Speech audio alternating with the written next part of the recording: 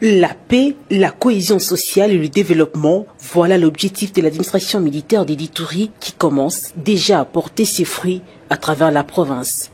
De Mambasa à Aru, en passant par Djougou, jadis épicentre de l'insécurité, une accalmie sécuritaire sans précédent s'observe depuis un certain temps grâce aux efforts de paix déployés par l'administration militaire. Par conséquent, la vie a repris normalement dans les coins et recoins du territoire de Djougou. Ça fait 7 mois dans la commune rurale de Mungwalu, on n'a pas enregistré de cas de désordre. Donc, nous vous confirmons que la situation est calme, mais sauf qu'il y a un petit déplacement de la population et nous comptons nous-mêmes descendre la semaine prochaine à Fataki pour faire un dialogue entre la communauté Ema et la communauté Lendu afin que la population puisse revenir. Du côté de Mambasa, le plus grand territoire d'Elituri riche en faune et flore, les menaces sécuritaires ont sensiblement baissé. Une prouesse dans l'actif de l'administration militaire. Nous venons d'observer au jour d'aujourd'hui près de 7 mois sans qu'il n'y ait des situations telles que ça puisse mettre en cause la quiétude de la population. Ça fait un bon bout de temps.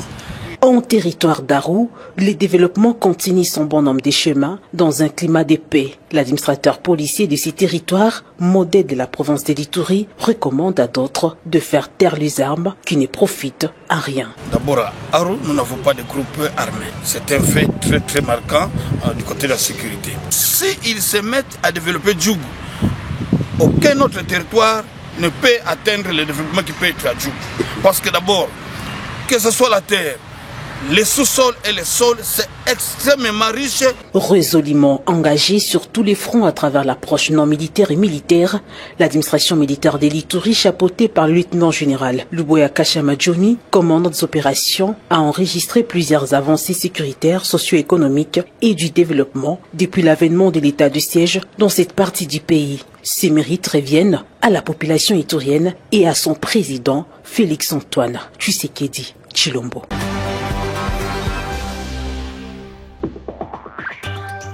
La ville de Goma est en proie à une vague d'explosions d'engins de guerre, faisant un mort et 3 blessés graves en moins d'une semaine. Ces incidents dramatiques mettent en lumière les dangers persistants que représentent les restes des guerres dans la région. Le premier incident s'est produit samedi 26 avril dans le quartier Boudjovu. Un jeune berger, Christian, a perdu la vie après avoir heurté un engin explosif alors qu'il faisait paître ses chèvres dans les cimetières des litiges.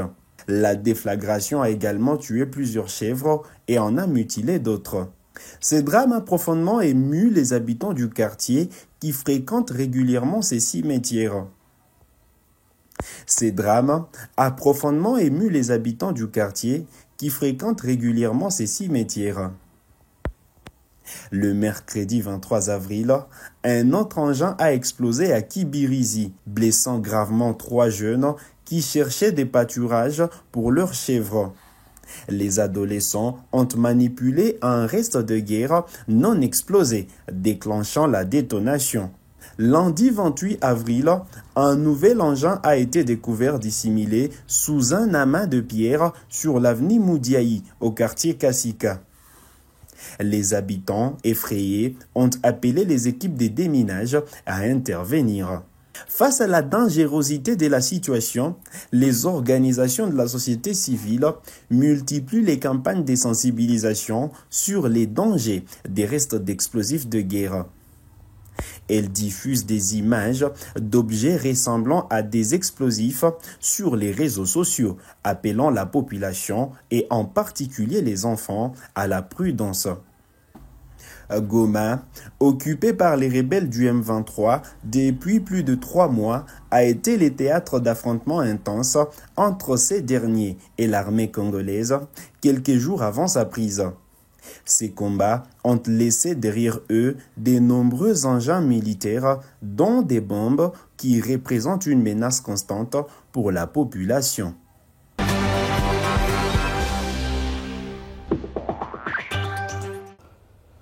La chefferie de Kaziba dans les territoires de Walungu, province du Sud Kivu, est en proie à de violents affrontements depuis samedi 26 avril. Des tirs nourris ont poussé les habitants de Kaziba centre à fuir vers les montagnes où ils ont passé une nuit blanche dans la peur. L'offensive de l'AFC M23 vise à déloger les combattants Wazalendo afin de sécuriser un axe au haut plateau de Minembwe où sont cantonnés ses alliés Twirwaneho, Android et Gumino.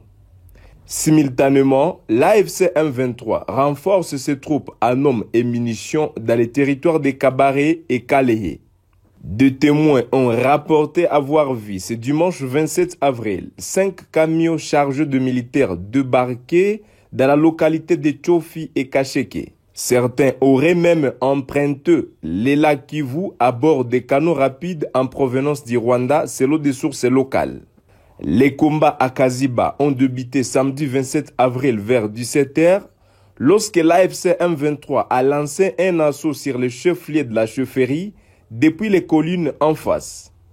Les combattants Wazalendo soutenus par les forces armées de la République démocratique du Congo ont riposté, déclenchant des échanges de tirs intenses qui ont plongé la population dans l'angoisse. Les habitants qui ont pu s'échapper de leur maison ont fui vers les montagnes qui échappent aux balles. La situation est redevenue relativement calme ce dimanche matin, mais l'ambition des rebelles du M23 AFC reste de s'emparer de Kaziba pour établir une ligne de communication directe avec le groupe Twirwaneho, Gumino, Android coincés dans les hauts plateaux de Minembwe après avoir prêté allégeance au M23 soutenu par le Rwanda. En dehors de Kaziba, l'AFC M23 a intensifié ses opérations militaires dans les territoires de Kabare et Kalehe. Des camions chargés de soldats en uniforme M23 ont été observés à Tchofi et Kasheke. D'autres combats violents ont opposé les rebelles au Wazalendo à Nirambi Katana samedi. Des sources locales rapportent que les rebelles ont été repoussés des montagnes de Kabushwa et Kachungu et se sont dirigés vers l'aéroport de Kavumu avant de revenir en force sur les champs de bataille ce dimanche.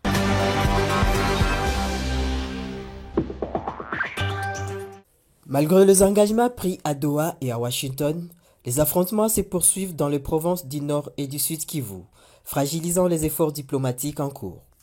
Il y a 5 jours, le gouvernement congolais et la rébellion de l'AFC M23, sous la médiation du Qatar, ont signé une déclaration conjointe visant à travailler à la conclusion d'une trêve et à un cessez-le-feu effectif.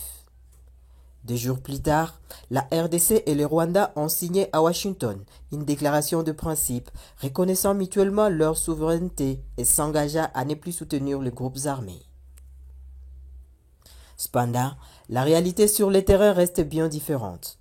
Au Sud Kivu, les rebelles de l'AFC M23 ont pris dimanche le contrôle du centre de Kaziba, dans le territoire de Walungu, après une offensive lancée la veille contre le Wazalendo et les forces armées de la RDC et FARDC. Cette avancée leur ouvre l'accès au haut plateau de Minembwe, où leurs alliés Twirwaneho, Gumino et Android étaient bloqués. De violents combats ont également éclaté samedi à Irambi, Katana, entre le Wazalendo et l'AFC M23. Les rebelles renforcent en parallèle leur position dans les territoires des Kabare et des Kalehe. Au nord Kivu, les rebelles se sont retirés de leur position avancée des Kibati dans le Walikale. En revanche, dans le Massissi, de violents combats les ont opposés vendredi aux combattants de l'APCLS sur plusieurs axes du secteur Osso-Banyungu. Le manque de confiance et la méfiance entre les deux camps, d'une part, et l'absence d'un mécanisme de surveillance et du cessez-le-feu et d'une force d'interposition risquent de compromettre les efforts diplomatiques en cours. Selon certaines sources, la situation reste extrêmement volatile et la reprise des hostilités pourrait rapidement remettre en cause les accords récemment signés. Le comité de récolte de fonds de Kananga, Kasaï Central, a apporté un soutien crucial aux forces armées de la République démocratique du Congo et FARDC. La commission a remis un don de 14 716 $ américains et de 23 millions de francs congolais. Un geste symbolique de solidarité envers les soldats engagés sur le front. Nathalie Kambala, vice-présidente de la commission, explique. Ces dons s'inscrivent dans l'effort de guerre et témoignent de notre solidarité avec le FARDC. Nous sommes fiers de les soutenir dans leur combat pour la paix et la sécurité de notre nation. Le vice-premier ministre et ministre de la Défense nationale, Guy Kabombo, a salué cet acte de générosité.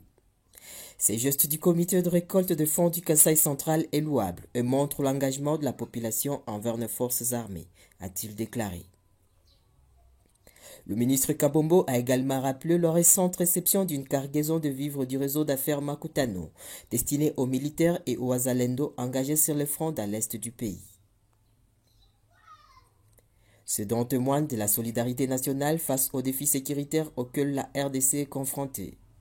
Il contribue à renforcer le moral des troupes et à garantir leur capacité à défendre le pays.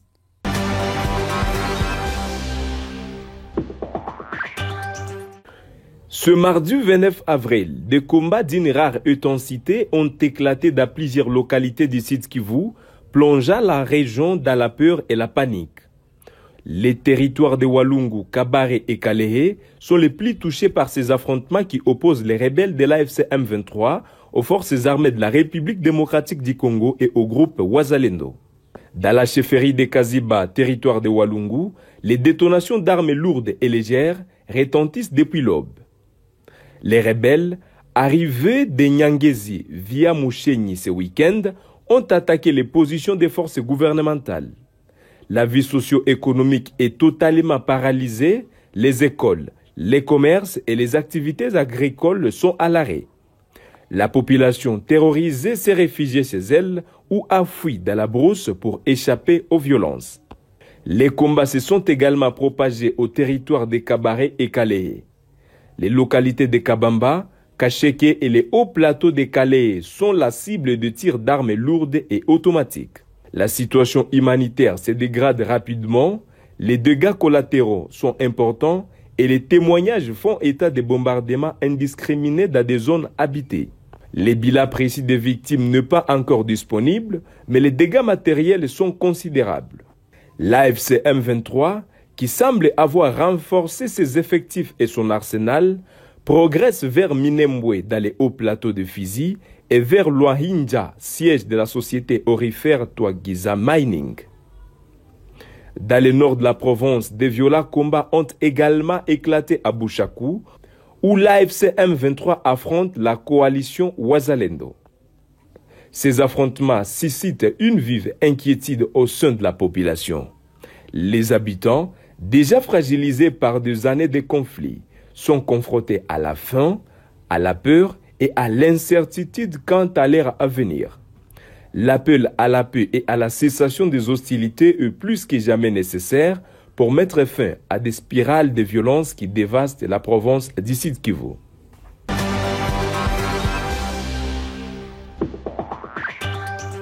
La situation sécuritaire dans le groupement d'Ikobo, territoire de Walikale, reste tendue. Les localités de Roussamambu, contrôlées par les Wazalendo, et de Bouleusa, occupées par les rebelles de l'AFC M23, connaissent un exode massif de la population. Des sources locales rapportent que les patrouilles régulières de Wazalendo vers Bouleusa et celles de l'AFC M23 vers Roussamambu sont à l'origine d'enfoncements récurrents entre les deux groupes armés. Ces enfoncements plongent la population dans une psychose totale, la poussant à fuir pour se mettre à l'abri. La majorité des habitants se dirigent vers les territoires de Lubero, tandis que d'autres cherchent refuge dans le groupement d'Oussala, au nord du secteur de Wanyanga. Seules quelques familles restent sur place, espérant une amélioration de la situation suite à la signature des accords de paix.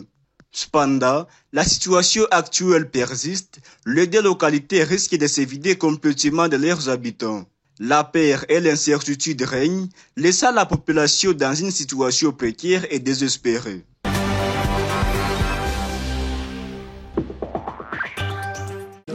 Ils sont à peine majeurs, armés de fusils d'assaut et déterminés à défendre leur village face au M23. Dans cette vallée, à une vingtaine de kilomètres de la ville de Butembo, ces jeunes miliciens Wazalendo combattent comme ils peuvent aux côtés de l'armée congolaise pour stopper l'avancée des rebelles, qui occupent déjà une grande partie du Nord Kivu. Pourtant, les récentes négociations de paix entre Kinshasa et Kigali les laissent sceptiques. Selon eux, un éventuel accord pourrait pousser à un brassage des rebelles avec les forces loyalistes et fragiliser ainsi la sécurité nationale. Notre armée est fragile parce que, à travers ce dialogue, le résultat du dialogue est que les M23 vont céder les armes et ils vont intégrer l'armée congolaise pour nous insécuriser dans nos zones parce qu'ils sont contre nous, les enfants du Kivu, les enfants de l'Oriental. Ce que nous vivons aujourd'hui à Beni avec les familles Adiev, c'est la suite de ce dialogue. Ce que nous vivons, si aujourd'hui l'État congolais semble ne pas exister. Même son de cloche dans les grandes villes toutes proches. À Beni, plusieurs mouvements citoyens considèrent que ces discussions n'apportent pas de solution pérenne. Parmi eux, l'organisation Lucha, qui milite pour que les auteurs de crimes de guerre soient traduits en justice pour décourager la rébellion. Ça sera toujours une bombe à retardement. Ils reviendront encore un autre jour, comme c'est dans leur habitude. La solution à l'insécurité dans l'est de la RDC, c'est de faire d'abord la réforme de l'armée congolaise.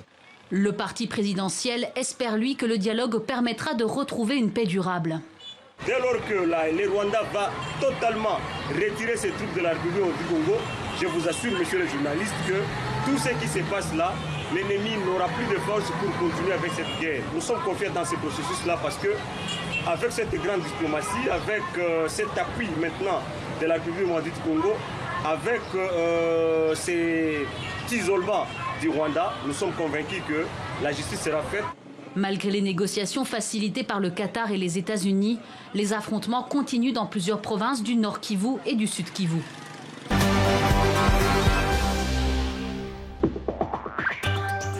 En République démocratique du Congo, la justice militaire a franchi un pas décisif en demandant au Sénat la levée de l'immunité de l'ancien président Joseph Kabila, soupçonné de lien avec les M23. L'ancien chef de l'État, aujourd'hui sénateur à vie, est accusé de trahison, crimes de guerre, crimes contre l'humanité et participation à un mouvement insurrectionnel en lien avec l'Alliance Fleuve Congo, la branche politique du M23.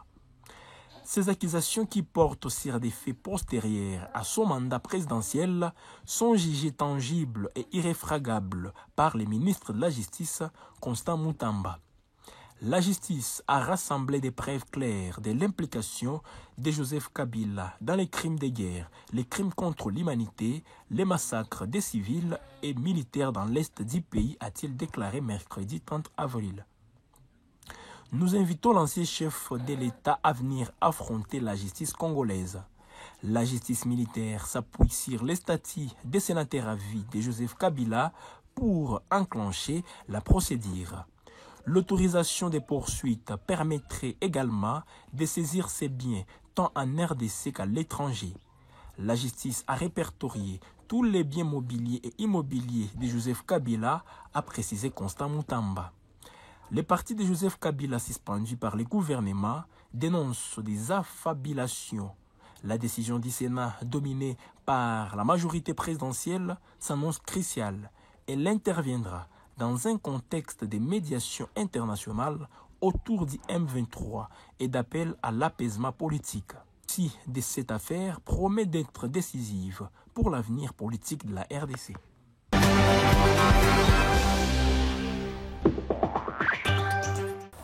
Le tribunal militaire de garnison de Kalemi a rendu des verdicts lourds mercredi 30 avril, condamnant plusieurs officiers militaires et policiers pour des crimes graves. Meurtre, vol à main armée et association de malfaiteurs étaient au cœur des 3 affaires jugées. Le capitaine Douni ADF RDC a été condamné à la réclusion à perpétuité pour meurtre.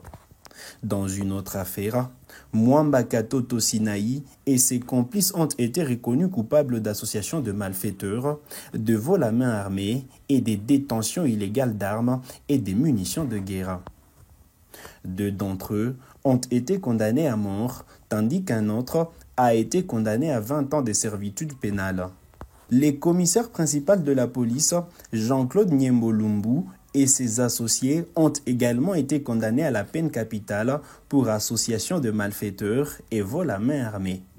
Le colonel Désiré Madjunda Mukole, président du tribunal, a appelé la population à faire confiance aux institutions judiciaires du pays. La population du Tanganyika doit avoir confiance en l'État et ses institutions. Elle n'est pas abandonnée. Nous sommes là à ce tribunal, à son service. Chaque fois qu'il y aura des cas à dénoncer, qu'elle n'hésite pas à le faire, nous veillerons à ce que la justice soit rendue, a-t-il déclaré. Le colonel Désiré Madjunda Moukole, président du tribunal, a appelé la population à faire confiance aux institutions judiciaires du pays. La population du Tanganyika doit avoir confiance en l'État et ses institutions. Il n'est pas abandonné. Nous sommes là et ce tribunal est à son service. Chaque fois qu'il y aura des cas à dénoncer, qu'il n'hésite pas à le faire, nous veillerons à ce que la justice soit rendue, a-t-il déclaré. Ce verdict intervient dans un contexte de forte criminalité dans la région de Kalemi. La population attend désormais de voir si ces condamnations contribueront à améliorer la sécurité et la confiance dans les institutions judiciaires.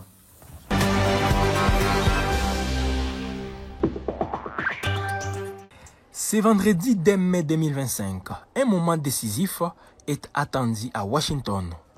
La République démocratique du Congo et le Rwanda doivent soumettre un avant-projet d'accord de paix. Cet événement marque une étape importante dans le processus de résolution du conflit qui oppose les deux pays, une semaine après la signature d'une déclaration de principes par leur ministre des Affaires étrangères en présence du secrétaire d'État américain Marco Rubio. Il ne s'agit pour l'instant que d'un brio initial qui sera examiné par des experts congolais, rwandais et américains.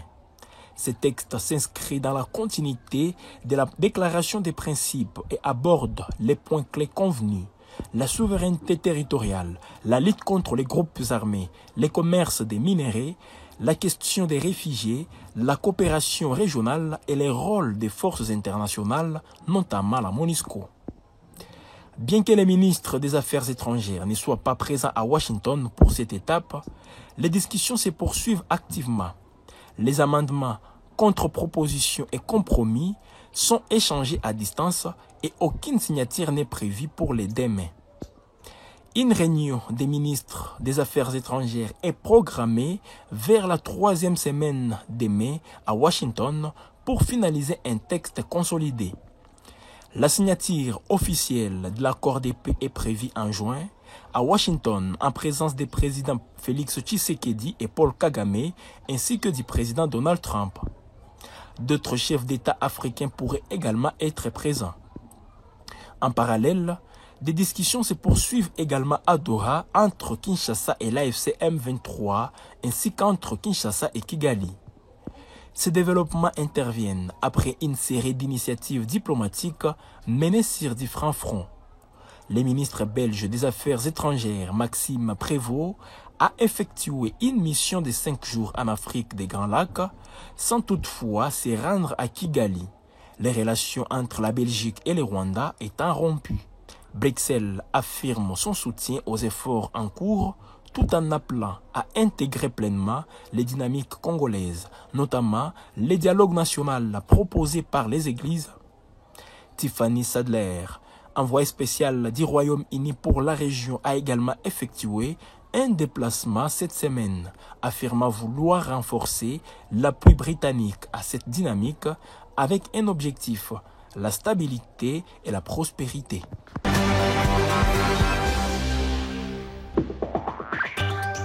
Le message que je lance aux étudiants, aux intellectuels, tous, de notre pays, d'ici ou d'ailleurs à la diaspora, c'est de comprendre que le patriotisme, c'est une vertu.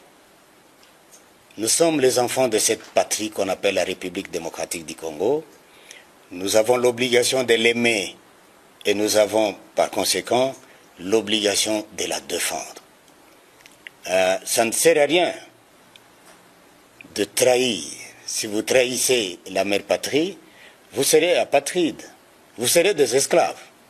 Alors il faut choisir aujourd'hui, accepter d'être esclaves des étrangers qui vont commander votre pays, qui vont vous détruire, ou faire le choix de rester compatriote, de rester debout derrière votre armée pour dire non à la trahison, pour dire non à la complicité avec l'ennemi, pour dire non aux infiltrations, pour dire non au sentiment de haine.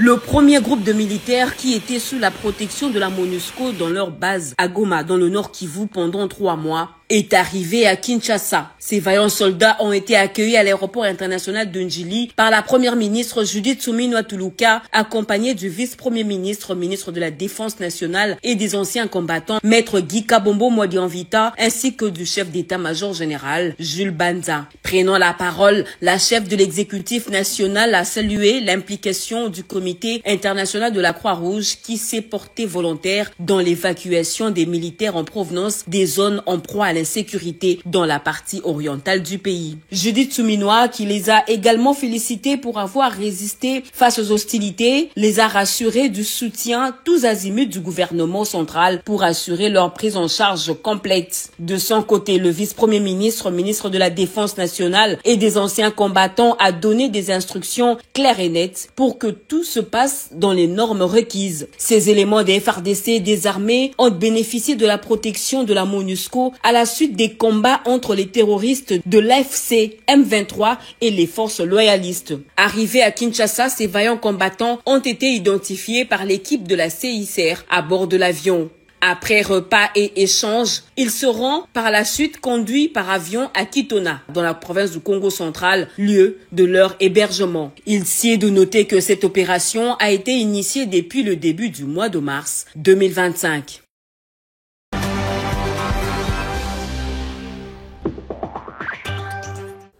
Alors que les discussions entre la République démocratique du Congo et le Rwanda se poursuivent sous l'égide des États-Unis et du Qatar, la présence des délégués français dans la réunion de la médiation soulève des questions.